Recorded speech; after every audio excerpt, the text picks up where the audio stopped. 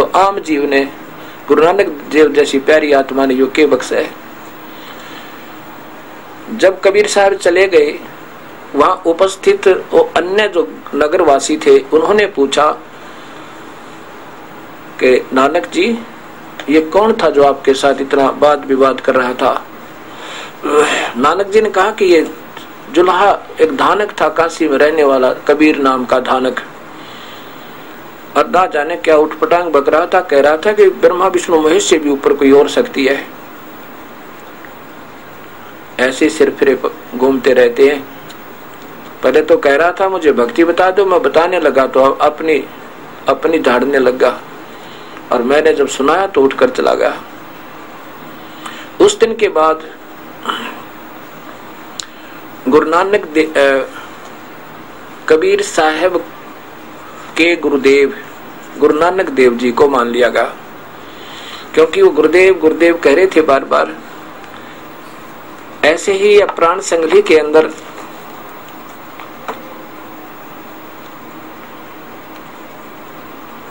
गोष्ठी बाबा नानक ते कबीर जी की प्राण संगली के अंदर प्रमाण है इसका। अब देखिएगा प्राण संगली पंजाबी लिपिक भाषा के अंदर ये देखिएगा।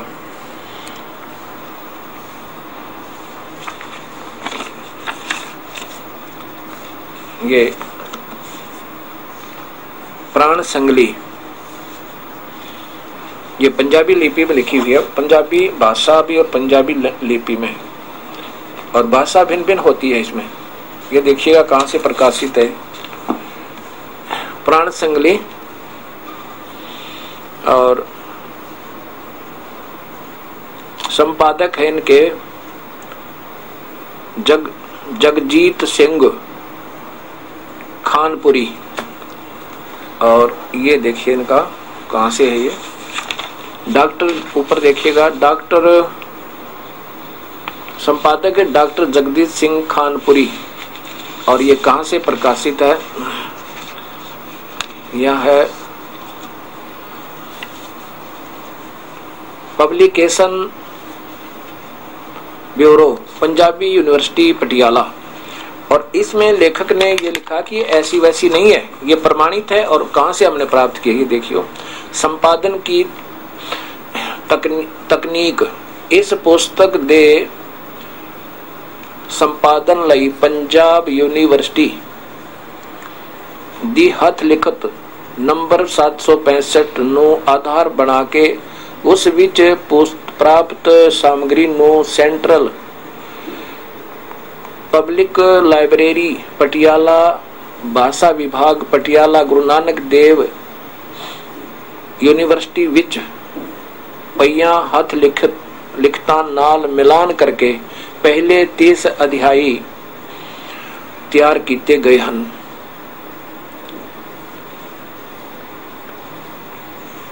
अब इसमें यह स्पष्ट वर्णन है कि ऐसी वैसी मत समझना, यह प्रमाणित है। और इसमें गोष्ठी बाबा नानक देव और कबीर साहब की, ये देखिए 399 पृष्ठ पे, पृष्ठ नंबर 399 पे ये गोष्ठी बाबा नानक और कबीर जी की।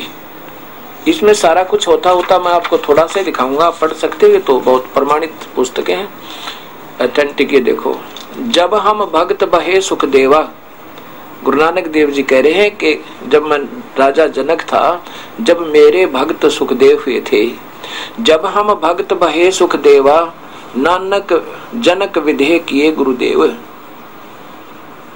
बिल्कुल सच है कि ये नानक जी की आत्मा ही पहले राजा जनक थी। अब यहाँ देखो, थोड़ा सा दिखाता हूँ।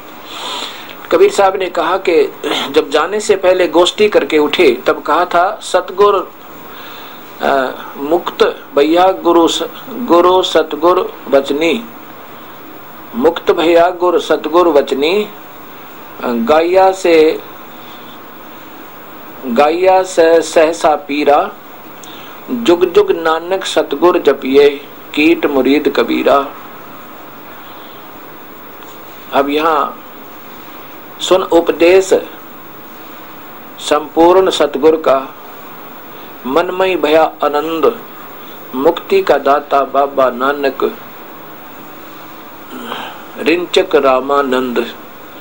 अब देखो कबीर साहब बोले जी आपने तो कमाल कर दिया, मेरा बेड़ा पार कर दिया गुरु नानक देव। वो कबीर परमेश्वर जो अपनी प्यारी आत्माओं को ऐसे ही प्यार से समझाते हैं। और यहाँ पर लिखा कीट मुरीद कबीरा, नीच नीच जाति कमीना, ऐसा अपने आप को बोला कबीर साहब ने, इसी में लिखा। पर समय के अभाव से मैं इतना ही दिखाना चाहूंगा, इसमें ज्यादा नहीं। अब यहाँ इन बातों से हमें यह पता लगेगा कि पूर्ण ज्ञान के बिना हम ऐसे उलझे रहते हैं, एक दूसरे को गलत उसको ठीक, वो गलत वो ठीक, ऐसे कहते रहते हैं। हम एक पिता की संतान, हमारा एक पिताजी, एक ही भगवान, हम बच्चों की तरह लड़ते रहते हैं। नहीं, हमारा रब बड़ा है, वो कहता हमारा खुदा बड़ा है, वो कहते ईसा मसीह बड़ा है, कोई कहता हमारा राम बड़ा है।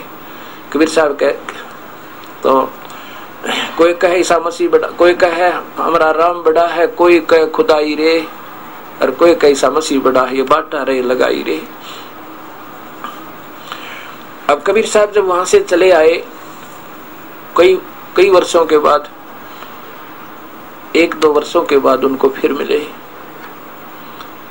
उस दौरान सभी ने ये वाणी लिख ली, ये प्राण सिंघली के अंदर जो अब प्रमाणित है, ये लिख लिया कि कबीर एक काशी का कोई जुलाहा था, वो भी गुरु नानक देव जी को गुरु बनाकर चला गया। ऐसे ही एक दिन वो कबीर परमेश्वर उसी बेई नदी पर, जब उस समय ये गुरु नानक देव प्रभु की प्यारी आत्मा, जिसके लिए परमात्मा चक्कर काटता फिर रहा है, जो बच्चा गौ की नजर में नो साई ने संत, और भक्तों के पीछे फिर वो भगत वत्सल भगवंत। अब पुण्य आत्मा थी, युगों युगों के पुण्य कर्म थे, उस प्रभु की कृपा पात्र थे गुरु नानक देव, तभी तो परमात्मा उसके पीछे पीछे फिरा, जैसे गौ अपने बच्चे के पीछे पीछे फिरती है। बच्चा भाग लेता है बच्चा, और गौ फिर पीछे पीछे भागी जाती है, फिर वो आगे भाग जाता है, फिर पीछे पीछे जाती है, और फिर अपने सतन का दूध उसके मुख का लगा के फिर अपने साथ ले आती है। अब कबीर साहब हमारे जैसे तुच्छ जीवों के लिए नहीं आया, धर्मदास जी के लिए आया, गरीबदास जी के लिए आया, दादू साहिब के लिए आया, और गुरु नानक देव जी के लिए वो परमेश्वर आए। तो ये कृपा के पात्र अजब थे, असीम भक्ति थी, ये पुण्य आत्मा थी, और फिर काल के हाथों लग जाना था, क्योंकि कलयुग में कबीर साहब अपने अंशों छोड़ देगा नहीं, उन प्यारी आत्माओं को अब कलयुग में लेके जाएगा, क्योंकि अब बैन उठा हुआ, कबीर साहब ने बैन उठा रखा कि कलयुग में जितने चाहे जीव ले जा सकता हूं, क्योंकि काल ने वचनबद्ध किया था मालिक को कि दाता कलयुग में ज्यादा जीव ले जाना। 1-2 वर्ष के बाद, 2-3 वर्ष के बाद ये कबीर परमेश्वर वहीं जाकर के एक वैसी जिंदा रूप में वहां प्रकट हो जाते हैं। गुरु नानक देव जी सुबह सुबह बेई नदी के ऊपर स्नान करने के लिए गए हुए थे, और कबीर साहब उस समय केवल गुरु नानक देव जी को नजर आ रहे हैं, अन्य को नहीं दिख रहे। और फिर वार्ता होती है, तब कबीर साहब ने बताया कि ये प्यारी आत्मा नानक, तुम मेरे बच्चे हो, ये काल ने तुम्हें उलझा रखा है, काफी कुछ बताया। लेकिन गुरु नानक देव जी ने कहा कि अगर मुझे तुम इस बेई नदी में ढूंढ दोगे तो मैं तुझे तेरी सारी बात सुनने को तैयार हूं, अन्यथा नहीं। उस समय गुरु नानक देव जी स्नान की तैयारी कर रहे थे जब कबीर साहब आकर उनको मिले, और एक सेवक जो है कपड़े लिए बैठा था, और संत और भक्त नहाने वाले, स्नान करने वाले अन्य नगर निवासी देख रहे थे कि आज ये गुरु नानक देव जी किससे बात कर रहे हैं। तो दूसरे कहते हैं ये संत आत्मा है, अपने आप ऐसे बोलते रहते हैं, ये तो बहुत भक्त आत्मा है, ऐसे ही बोलते रहा करते हैं अपने आप, ये तो बातें किया करते हैं। ऐसे करते करते नदी में छलांग लगा दी गुरु नानक देव जी ने, और नीचे जाके मछली का रूप बना लिया। कबीर साहब ने उस गुरु नानक देव जी को वहां से उस मछली को पकड़ा, और अप स्ट्रीम में जिधर से पानी बहकर आ रहा था उस साइड में 3 किलोमीटर दूर ले गए, और वहां जाकर के बाहर पटड़ी पर गुरु नानक देव बना कर बैठा दिए।